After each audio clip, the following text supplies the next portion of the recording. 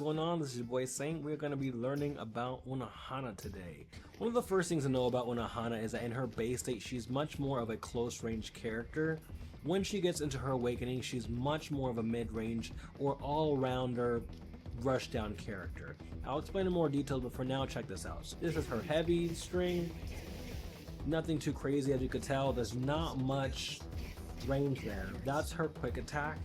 And then she's got her signature move, which offers a little bit more range.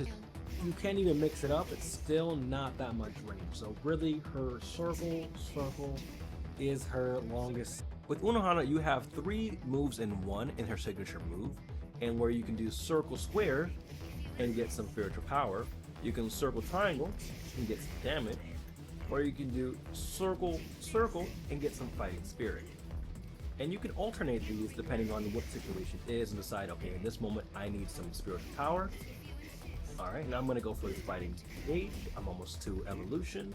And now I just need a little bit of damage. Boom.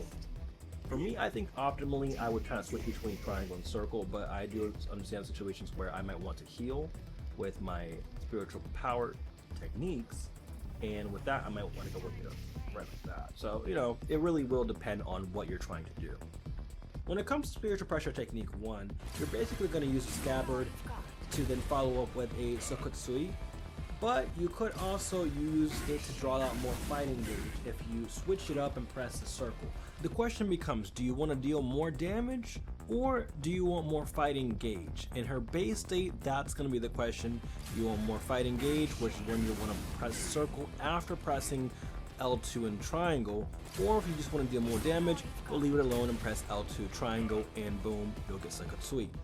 A lot of her moves will be to where you can switch the attack by pressing circle, and so it gives you a lot more mix-up variety, and also goes back to her lore of 1,000 styles. One of the most unique things about Unohana is that she can heal, so if you check out her spiritual pressure move 2, Kaido, she will strike a stance and counter when hit by the opponent. It has invincible frames against non-breaker attacks from start to mid-animation, and it will launch the opponent if hit and also refill your reishi, meaning your health will be restored. Now, if you by chance don't really need health, but you want to deal some damage and get some fighting gauge, you can actually switch after the initial hit and change it into Zanjutsu Basics, which will then launch a fury of strikes and basically do damage, and fighting gauge will be increased. So I recommend doing that if you don't really need the health boost. But keep in mind that health boost is half of your entire health bar. So if you really, could be clever about it, it could really do you some good. And when you look at her special flash attack, it's just a way to get in close. She has a lot of different variables and potentials that she can actually unlock depending on what you do as a follow-up technique. When you're in her awakening, you'll also get an aura gauge, and where some of your attacks will be powered up. When you're in her awakening, the question really is going to be, do you want to deal more damage with a killing blade, or do you want to get your blood aura gauge to full, which can extend your combos and kind of be a situational thing because you can also heal from getting your aura gauge back. In Unohana's character description, you'll see that her fighting gauge does not get increased very much, so that's why there's a big emphasis on why her fighting gauge is increased through some of her combos. This is definitely emphasized in her awakening. Her combos actually are different as well, so you'll see that she does things a little bit differently, but still at a close range. The good thing about her is that she can cause pressure. Her signature move has been changed, and so now it's actually her drawing blood onto her sword, and now she's got some options. She even has range. If you do a tilt circle, square in the circle, triangle into circle, roll. When you're in her Bankai, you can close a gap much easier. Look how far away she was. Also, if you have the blood gauge going on, he'll also fall down like that. Similar to when you're doing that, he'll also fall down like that. The tilt, however, can be used to combo to other moves. Spiritual pressure move 2, it's a counter. So whether she's in her normal state or her awakening state, it's going to be a counter up until she gets to sublimation. Spiritual pressure move 2, she can either decide to heal or do more damage and also gain more fighting gauge. Same thing applies in her awakening state as her base. If she does For the Joy of Eternal Battle, she will essentially be refilling a large amount of ratio.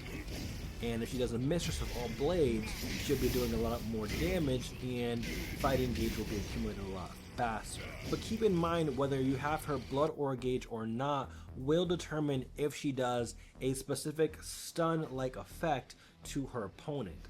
And that's something she can do in both her special flash attack and also when she does her signature move. One last thing to note is that once you get to your Kikon channel state, you can't decide which one you want to do in terms of your moves. You are stuck at combat is everything, and where you'll do a high amount of damage, and also you'll be able to use this in your combos. So it's beneficial, but just knowing that you're kind of locked into a certain move once you get far enough in the battle.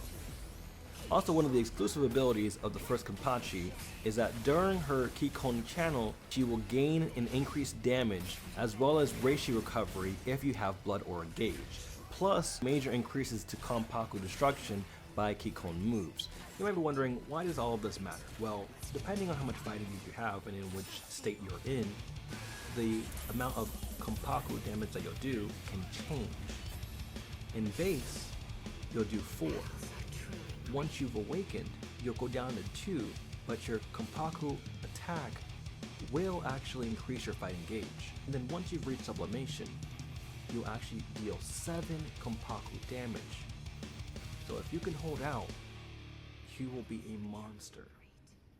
This is what makes Unohana a rushdown hybrid that can do pretty much everything with her insane pressure, projectiles, and healing abilities.